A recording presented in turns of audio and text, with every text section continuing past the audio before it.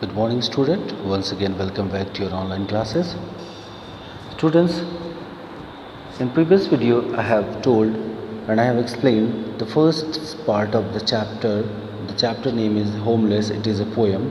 The first part, I invite those to I probably will dot dot. I have already explained.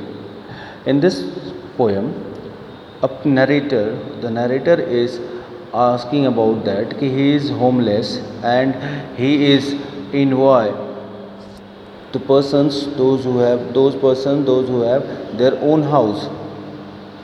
और ये narrator हर एक व्यक्ति उस व्यक्ति से नाराज़ रहता है जिसके पास खुद का घर है.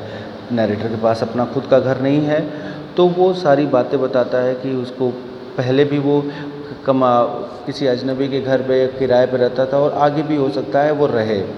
तो अब आगे सेकंड स्टैंजा क्या कहती है, let's see. A place on earth untenured, solid bricks grass air, to know that I'll never have to move, to review seasons from one layer, when the night comes to lie down in peace, and know that I may die as I have slept, that things will not revert to a stranger's hand, that those I love may keep what I have kept.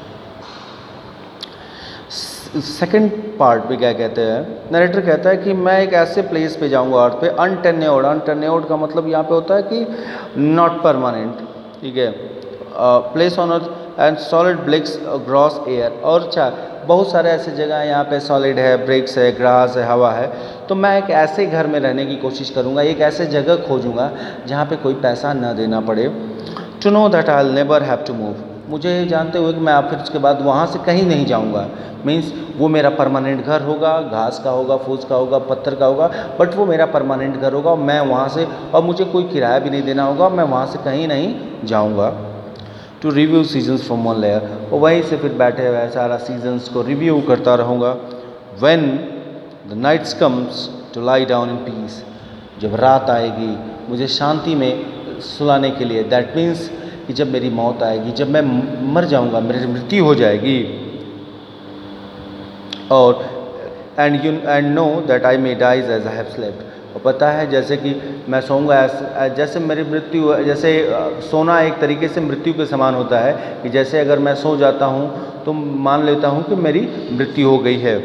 तो कह रहा है कि that things will not revert to stranger sound, यानी कि जब मैं मर जाऊँगा तो जो भी चीज़ें मेरी हैं वो किसी स्ट्रेंजर अजनबी के हाथ में नहीं पड़ेंगे, वो मेरी फैमिली वालों को ही मिलेंगे. मीन्स कि मैं भी जिस घर पे रहूँगा वह सारे सामान जो भी होगा, जो भी मेरा सामान है वो किसी अजनबी को नहीं मिलेगा, क्योंकि मैं किसी अजनबी के घर में रह नहीं रहा हूँ. मेरा खुद का घर होगा, पत्थर का घर होगा, घास फूस का घर होगा, बट वो मेरा घर होगा जिस पे किराया नहीं देना होगा.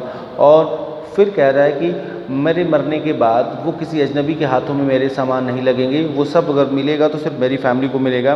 That those I love may keep what I have kept, जिसे कि मैंने अपने पास रखा हुआ है, अपने जिसको मैं प्यार करता हूँ, जिसे कि मैं अपने पास रखा हूँ बड़ी मेहनत से. यानी कि जो चीज़ें हैं जिसको मैं बहुत काफ़ी पसंद करता हूँ, लव करता हूँ, वो चीज़ें मेरे मरने के बाद मेरे फैमिली को आगे ट्रांसफ़र होती रहेंगी.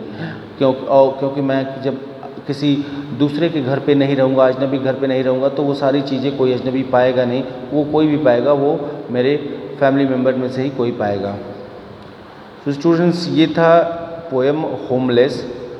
एक पोएट ने लिखा हुआ, जिसमें एक व्यक्ति है जिसके पास उसका खुद का घर नहीं है, और घर न होने से क्या प्रॉब्लम है, घर तो फिर घर क्यों ज़रूरत है, इसके बारे में उन्होंने बताया. फर्स्ट स्टैंजा में घर न होने से क्या दिक्कत उसको आती है, और घर सेकंड स्टैंजा में वो क्या करेगा घर का, तो इसके बारे में उन्होंने एक्सप्लेन किया है.